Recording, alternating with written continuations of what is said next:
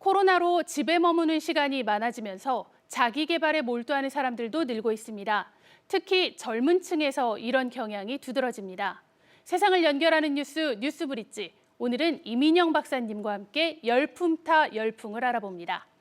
박사님 어서 오세요. 네, 반갑습니다. 중고등학생과 대학생들, 우리가 G세대라고 하죠. G세대의 SNS가 열품타 기록으로 가득하다고 들었습니다.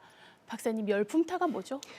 열품타는 열정을 품은 타이머라는 뜻이고요. 우리가 저성장이 뉴너멀이 되면서 열심히 공부를 하고 일을 하고 미래를 위해서 희생을 하는 것에 대해서 조금 회의가 있었습니다. 네. 그래서 얼마 전까지만 해도 저희가 한 번뿐인 인생이다. 그래서 욜로, 네, 또 욜로. 소소하게 네. 소소하게 탕진을 한다. 그래서 뭐 탕진잼 이런 네. 말들이 이제 유행을 했었습니다.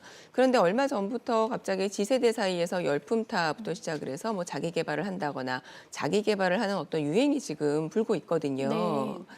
그래서 열품타를 한번 검색을 한번 해보시면 다양한 앱이나 다양한 영상들이 나오는데요. 가장 대표적으로 공부하는 시간을 측정해주는 이런 앱, 또는 비대면으로 함께 공부하는 모습을 이렇게 지켜보는 서로 카메라로 보여주는 건가요? 네, 맞습니다. 그런 앱들이 있고요. 또 그리고 뭐 물 마시는 시간을 알려주는 앱도 있고 네. 하루에 만보 걷기 도와주는 앱 또는 체중을 매일매일 체크하는 앱 이런 자기관리 앱들이 지금 열풍을 불고 있습니다.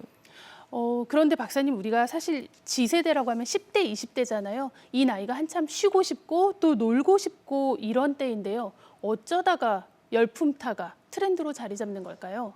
제가 생각을 할 때는 아마도 저성장 때문일 것 같아요. 그러니까 청년들이 취업이 너무 어려워요. 네. 그러니까 이 청년들이 하루하루 버틸 힘이 없지 않겠습니까? 그래서 성취감을 조금 경험을 하고 싶은데 성취감을 느낄 만한 어떤 경험이 없는 거예요. 그래서 저는 이 열품타 현상을 한 두 가지 맥락으로 말씀을 드리고 싶은데요. 일단 첫 번째는 목표가 됐든 공부가 됐든 열품타를 어떤 도구 삼아서 한번 좀 이뤄보고 싶은 이런 생각이 있고. 작은 거라도 해보겠다. 맞습니다. 네. 네. 그리고 또 두 번째는 스스로 그러니까 성취감을 느낄 만한 어떠한 기회가 없으니까 성취감을 스스로에게 주는 거죠. 네. 그래서 나 오늘 16시간 공부했어. 이런 것들을 기록에 남기고 또 G세대 특징답게 이들은 기록하고 세상에 공유를 합니다. 네. 그러니까 본인이 얼마나 열심히 했는지 좀 자랑하듯이 이렇게 SNS에 보여주는 거죠. 올리고 이런 맞습니다. 거겠죠. 네. 그런데 실제 이런 조사들이 있거든요. 행복은 강도가 아니라 빈도라는 이야기가 있어요. 네. 그래서 굉장히 작은 행복을 자주 경험을 했을 때 네. 행복한 삶이다. 이렇게 생각을 한다는 거죠.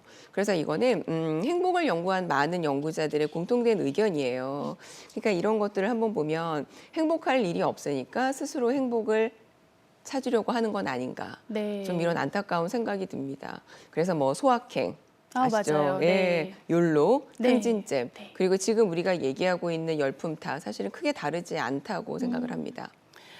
이런 자기 개발 열풍이죠. 이게 사실 말씀 주신 것처럼 그런 앱에서 공부하는 이런 스펙 뭐 이런 거를 넘어서서요. 갓생 살기라는 문화로도 번지고 있다고 하죠. 네, 우리 갓생이라는 말은 갓은 신을 얘기하는 갓, 또 네. 생은 이제 인생을 얘기하는 생의 말들 잘 합성어인데요. 만들어요. 그렇죠. 네. 그래서 뭐 신처럼 생활한다. 그러니까 다른 말로 얘기하면 다른 사람들에게 모범이 되는 어떤 삶을 뜻하는 신조어예요.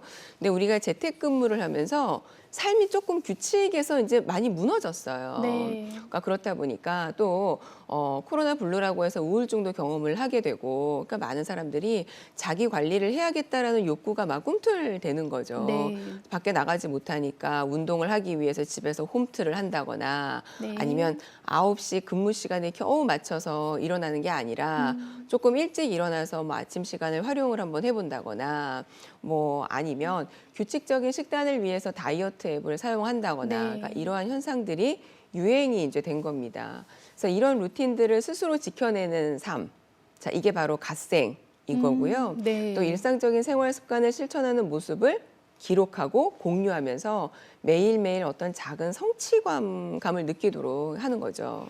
그러니까 크고 대단하지는 않아도 어떤 바른 생활 습관 만들기 이러면서 이게 요즘 G세대의 좀 중요한 키워드가 된 것 같습니다. 맞습니다. 지금 얘기하신 바로 그 단어인데요. 우리 2022년도에 김난도 교수님이 이렇게 트렌드를 뽑아낸 단어들 중에 바른 생활 루틴이 바른 생활 루틴이. 네, 라는 이제 단어가 있습니다. 이게 아마 같은 의미인 것 같은데요. 그러니까 치열한 경쟁 사회에서 요구하는 어떠한 자기 개발이 아니라 힐링 또는 스트레스를 조금 해소하고자 하는 어떤 차원인 거죠.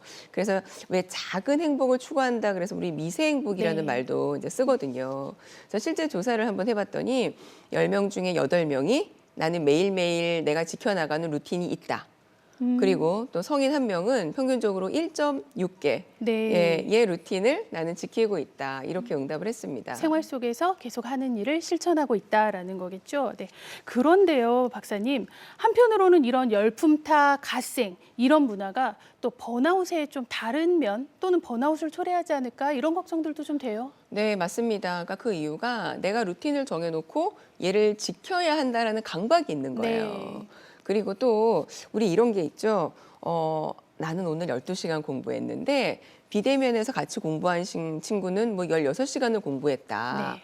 그러면 우리가 동기를 받는 게 아니라 나는 왜 못했지? 걱정되기 네. 시작하죠. 그래서 뭐 네. 열등감이 생기기도 하고 그러니까 이 지점이 바로 번아웃 증후군을 이제 일으키게 되는 네. 거거든요. 그러니까 이는 너무 보여주기식 열품타, 갓생 자, 이런 것들 때문인데 저는 사실 지양돼야 된다고 보고요. 자기 개발을 자랑하듯이 하는 게 아니라 진짜 건강한 내 삶을 위해서 성숙한 어떤 삶의 태도라고 생각을 하고 본인이 지켜나갈 수 있을 만큼만 지켜나가면 저는 된다고 생각을 합니다.